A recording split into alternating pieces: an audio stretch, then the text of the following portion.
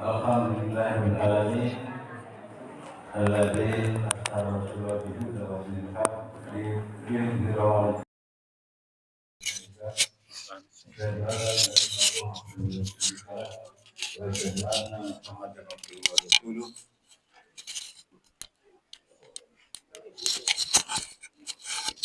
Allahumma sholli ala Muhammad wa ala alihi washabihi ajmain.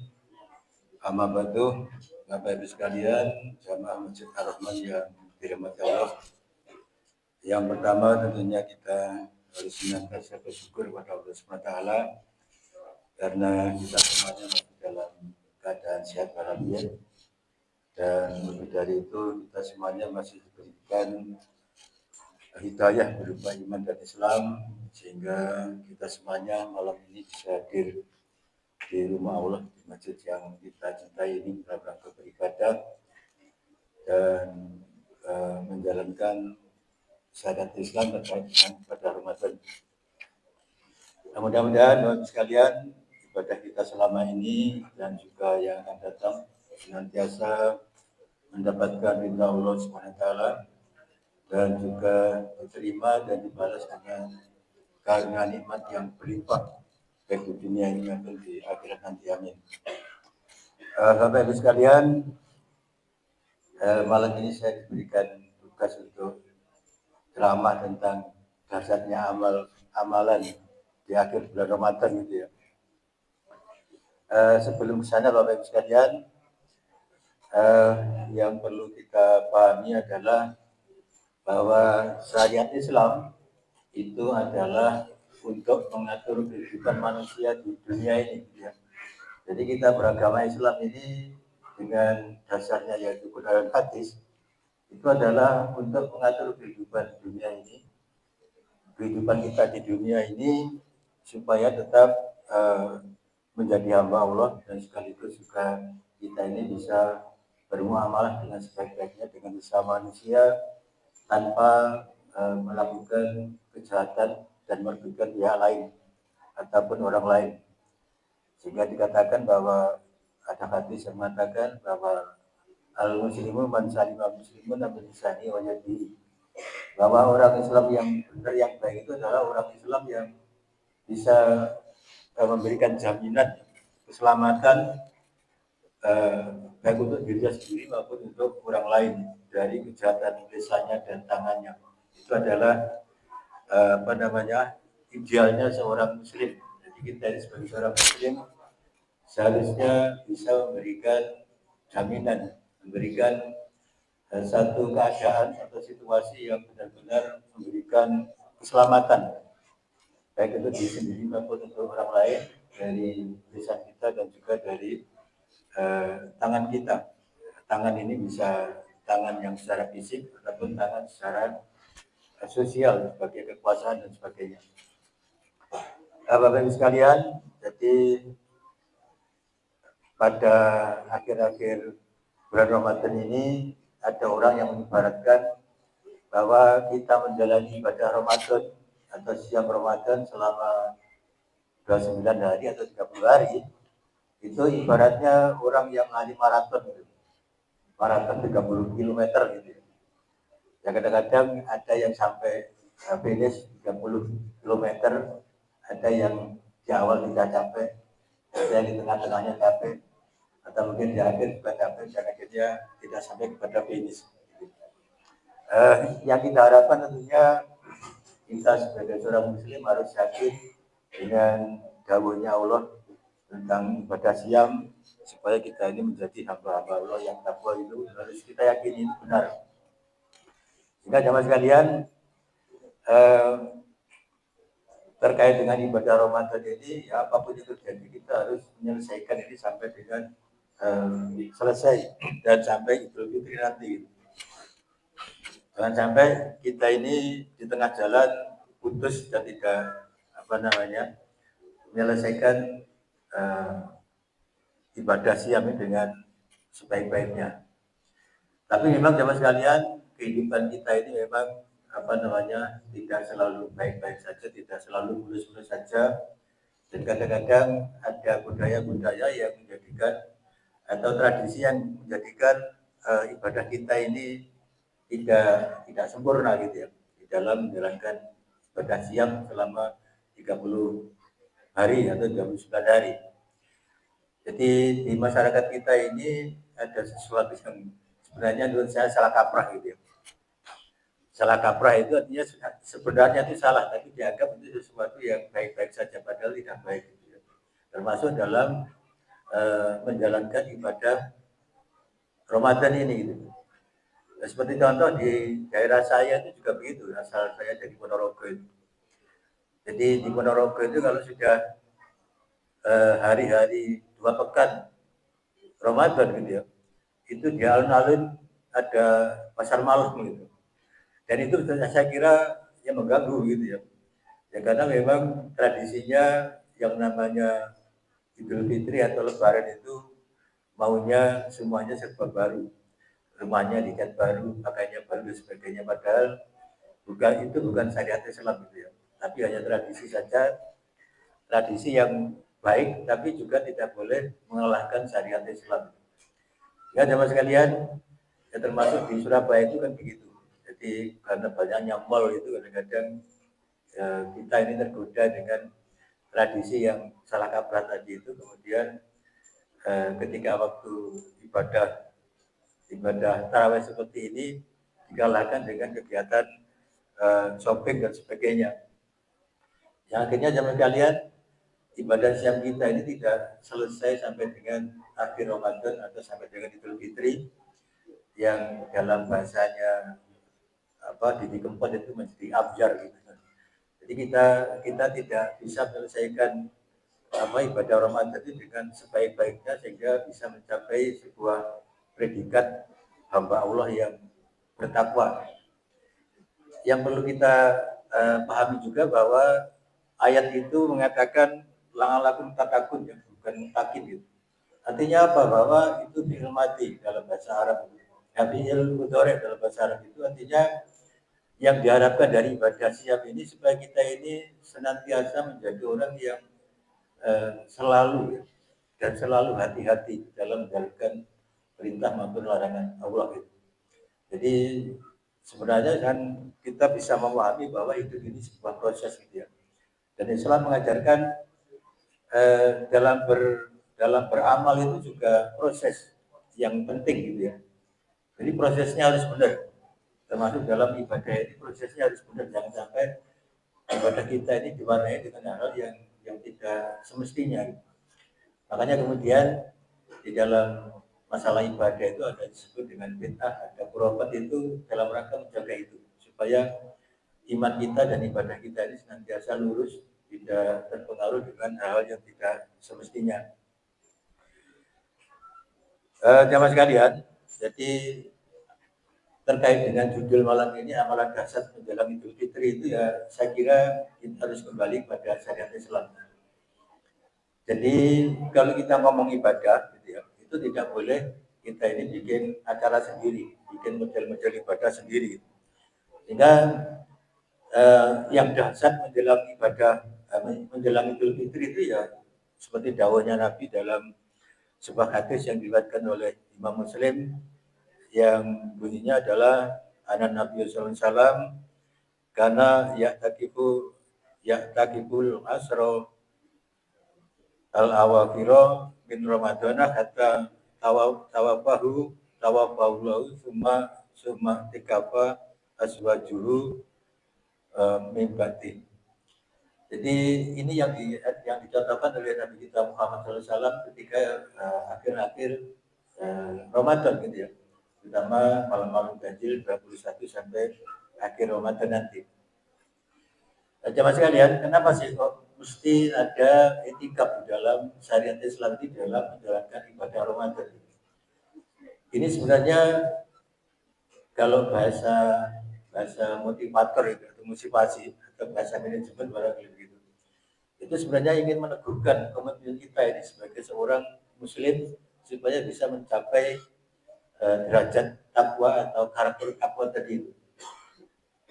Seperti tadi saya sampaikan bahwa kalau kita ini menjalani ibadah Ramadan tidak selesai, saya kira memang kemudian kita tidak akan mendapatkan hikmah atau tidak mendapatkan barokahnya bulan Ramadan gitu ya.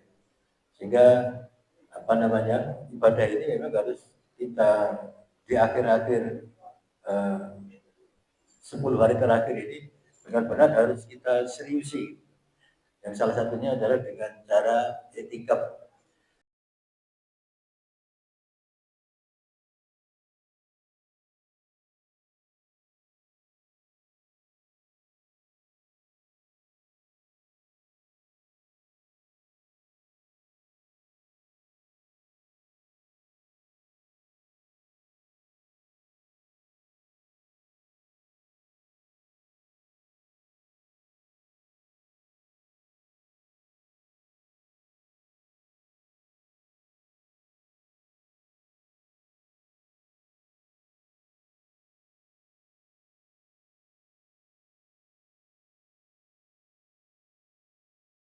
Supaya kita benar-benar serius di dalam beragama dan kemudian menjadi hamba Allah yang bertakwa tadi dan hati-hati dalam menjalani kehidupan ini. Jadi sama sekalian, kalau kita ini sudah bisa menjalani ibadah Ramadan pada selama 1 bulan, gitu ya, harapannya apa sih sebenarnya? Harapannya itu bisa menjadi bekal kita untuk menjalani kehidupan 1 tahun ke depan. Itu salah satunya. Ya karena apa sekalian? Karena memang hidup ini yang kita tidak tahu, yang seperti apa. Ya mungkin bisa saja kita tidak tahu apa yang terjadi dengan kehidupan kita ini, baik secara pribadi maupun keluarga maupun dalam kehidupan sosial kita. Jadi memang sekalipun kadang-kadang sekalipun hidup itu bisa direncanakan, bisa diprediksi gitu ya. Tapi secara hakiki itu tidak bisa. Artinya hidup ini memang sesuatu yang misteri dan kita harus siap dengan segala sesuatunya, baik yang baik maupun yang buruk gitu, dengan antisipasi. Jadi kalau seorang muslim hidup ini tidak boleh semau sendiri gitu kan. Di dalam sebuah hadis yang agak panjang dijelaskan bahwa kehidupan seorang mukmin itu sesuatu yang ajaib. Ajabani amrul mu'min inna amrahu kullahu khairun gitu ya. Wa sadaka ilal mu'min inna sabatu saru sakara fakana khairun lahu wa inna sabatu darahu sabara fakana khairun lahu. Jadi dalam hidup kita ini sebenarnya kan ya cuma 2 saja. Kalau tidak baik ya buruk, kalau tidak sehat ya sakit kan itu. Dan dua-duanya sebenarnya itu adalah ujian. Jadi kalau kita ini diberi kebaikan, sebenarnya juga itu adalah ujian. Dan kalau kita diberi yang tidak baik, itu sebenarnya juga ujian. Makanya panduannya adalah ketika kita ini mendapatkan kesuksesan, mendapatkan keberhasilan, seorang muslim itu tidak boleh sombong, tidak boleh takabur, karena memang itu adalah semuanya anugerah dari Allah, yaitu ujian dari Allah. Dan oleh karenanya ketika kita itu mendapatkan keberhasilan, kesuksesan, kita harus senantiasa bersyukur. Bersyukur itu artinya menggunakan kesuksesan itu dalam rangka ibadah kepada Allah sebaik-baiknya. Jadi kalau kita ini mendapatkan harta yang banyak, harta yang banyak itu kita gunakan untuk ibadah, untuk nambah keluarga, untuk membayar zakat, untuk sedekah, untuk wakaf dan sebagainya. Bukan dihabis-habiskan untuk yang maksiat, dan itu tidak boleh. Itu kalau kita ini menjalani hidup mendapatkan kebaikan atau kesuksesan. Sebaliknya kalau kita mendapatkan ketidakbaikan atau kegagalan barangkali ya kita diajarkan dalam Islam tadi itu, dalam hadis tadi itu adalah supaya kita tetap bersabar. Sabar itu bukan pasrah, bokongan, bukan. Sabar itu adalah kita justru melakukan evaluasi, kita menelaah kenapa kita ini belum berhasil dalam apa yang kita harapkan.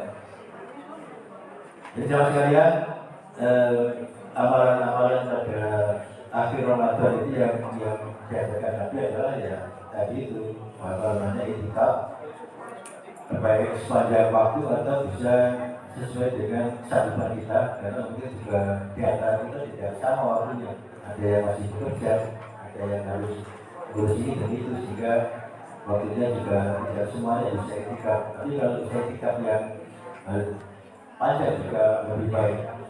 Dan itikaf itu teman sekalian bisa diisi dengan kebaikan-kebaikan juga, dengan tadarus, dengan membaca kitab-kitab agama, atau dengan zikir yang atau berdoa apa saja yang kita harapkan.